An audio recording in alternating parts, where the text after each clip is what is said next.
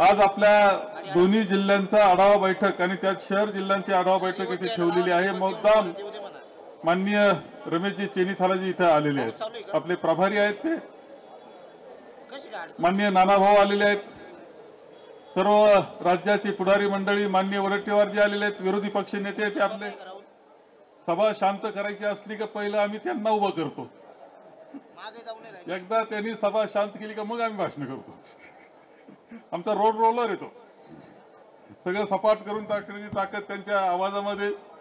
तरी आज तब्येत थोडीशी कमी दिसते, नाही तर झटका मोठा असतो। तब्येत जरा थोडीशी फिरतीनं नरम झालेली दिसते। परंतु आपल्या सगळ्यांना नाशिक जिल्हा असेल,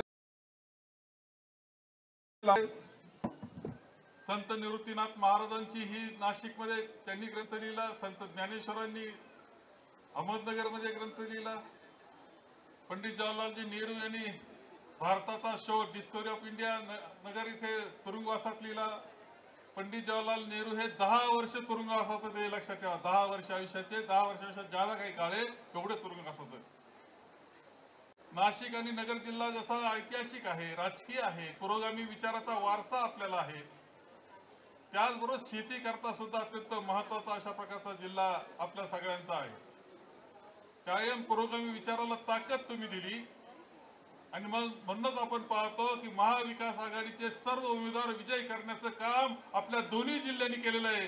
आणि म्हणून आजच्या सभेचं पहिलं तुमचं सगळ्यांचं दोन्ही जनतेच्या जिल्ह्यातील सगळ्या मतदारांचा आभार मानण्याचं सुद्धा काम, आणि नाशिक जिल्हा आपण असेल, नगर जिल्हा सुद्धा मोठी मोठी लढाई होती,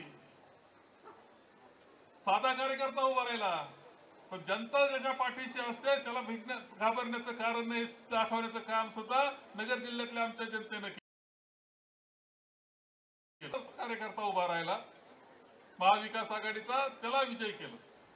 आम्हाला काळजी जी होती ती धुळे मतदारसंघाची होती, कारण मागील 3 वेळेसचा अनुभव फार चांगला नव्हता। मुद्दाम कुणाल पाटील सुद्धा उभे होते, त्या अगोदर दोनदा अमरीश पटेल आपल्या बरोबर आता नाहीत, पण ते उभे होते। अनुभव चांगला नव्हता, काळजीमध्ये आम्ही होतो। काय करावं याचा विचार करत असताना आम्हाला म्हणजे मान्य चेनीथालाजींनी, नानाभाऊ म्हणले उमेदवार शोधा। उमेदवार शोधायला कठीण सगळ्या गोष्टी होत्या, निवडून तर आला पाहिजे म्हणले, उमेदवार असा पाहिजे की निवडून आला पाहिजे।